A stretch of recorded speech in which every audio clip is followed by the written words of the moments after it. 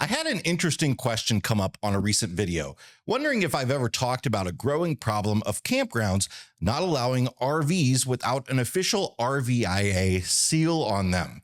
The RVIA seal is a little oval that maybe you've noticed, and it signifies that an RV is built to a certain set of standards agreed upon by members of the RV Industry Association. We talked about the campground problem on the RV Miles podcast, if you'd like to check that out. As former bus conversion owners, Abby and I are all too familiar with those types of challenges. Essentially, it boils down to insurance companies not wanting campgrounds to allow self-built RVs, but it can also be a way for campgrounds to just deny access to what they might determine to be a bit of a junker from their property. Just like the controversial 10-year rule that some campgrounds use to deny RVs that are over 10 model years old. Of course, you can have a junker RV with an RVIA seal on it, and you can have a junker 7-year-old RV. So that's all a bit silly. It can just be a way for staff to not have to vocalize judgments on customers. Regardless of all that, I thought it would be good to do a video on what the heck that little oval seal is and what it means. I'm Jason Epperson, and this is RV Miles. Are RVs really built to a standard?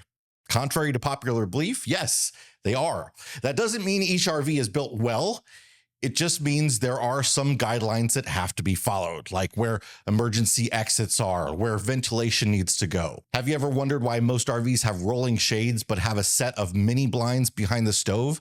It's a fire safety rule in the RVIA standards. You have to have metal mini blinds if it's within a close proximity to a stove.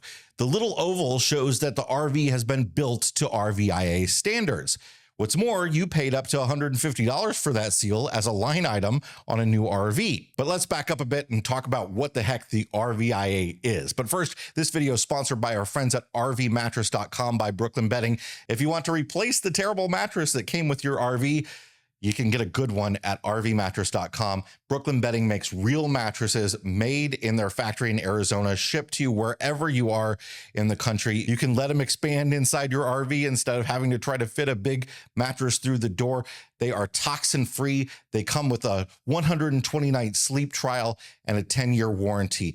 Plus, this is the best part. We've talked about RVmattress.com for a long time on this channel, and they always give a great discount to RV Miles listeners and viewers. Normally, you get 25% off if you use the code RV Miles at RVmattress.com/RV Miles, and that's still the deal.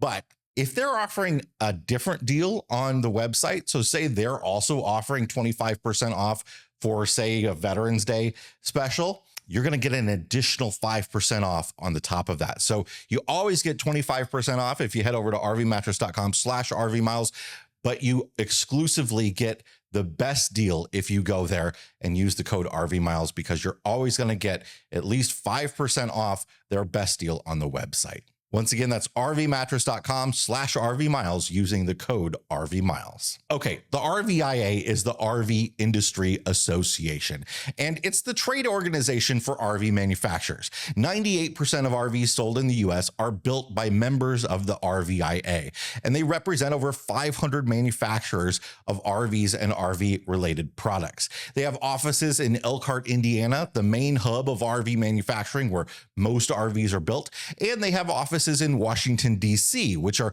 primarily for lobbying the government. They work to try and grow and expand the RV market, pursue a favorable business environment for the RV industry, and provide data and market research for RV manufacturers to use in the sales process.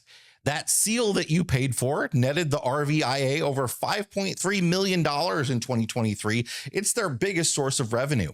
You're paying for the RV industry to lobby the government on their behalf, and you're paying for them to market the RV industry to new customers. Now, on that seal, it says manufacturer certifies compliance with standard for recreational vehicles NFPA 1192. What does that mean? NFPA is the National Fire Protection Association, and 1192 is one of the several voluntary consensus standards that the RV industry operates within.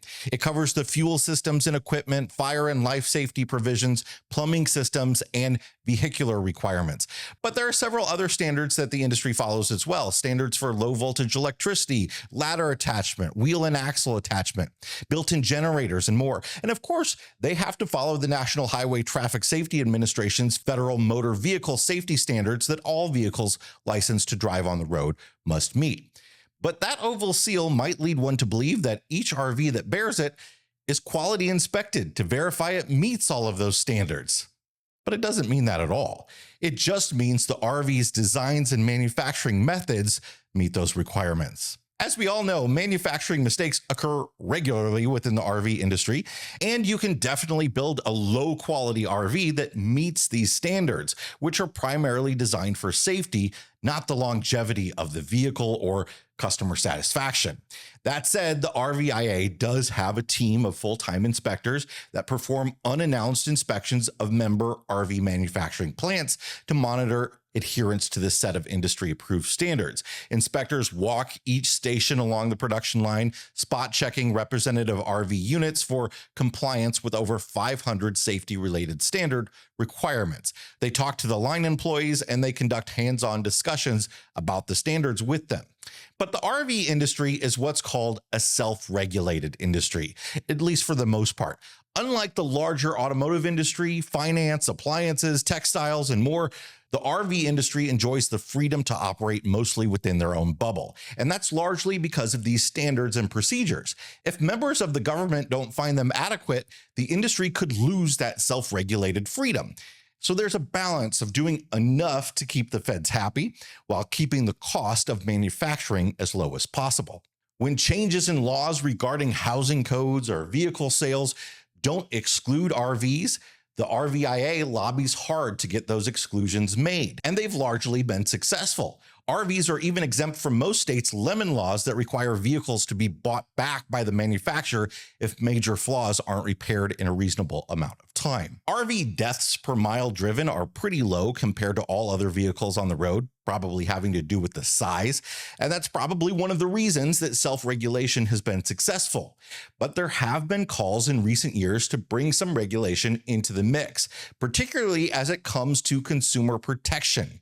We've all heard the horror stories of new RV owners fighting for months to get their RV repaired under warranty, only to have a roof leak denied because they didn't get up on the roof and check it enough, or a frame separation denied because of an aftermarket hitch. So while the RVIA seal on an RV signifies adherence to a set of safety standards, it obviously doesn't guarantee the overall quality or durability of the vehicle. The RV industry's self-regulation, while successful in many aspects, leaves lots of room for improvement, particularly in consumer protection. It's an organization that's primarily meant to protect and promote manufacturers. After all, it's formed by their members. I hope that helps clarify that a bit. Again, if you want to check out that discussion on the RV Miles podcast, I'll link to that in the description. If you like more topics like this, let me know what you're interested in hearing about, and I'll work them up for you and put them out. Thanks so much for being here. Hit the like button if you got something out of this video. Subscribe if you want more like it, and we'll see you on the next one. Bye, everybody.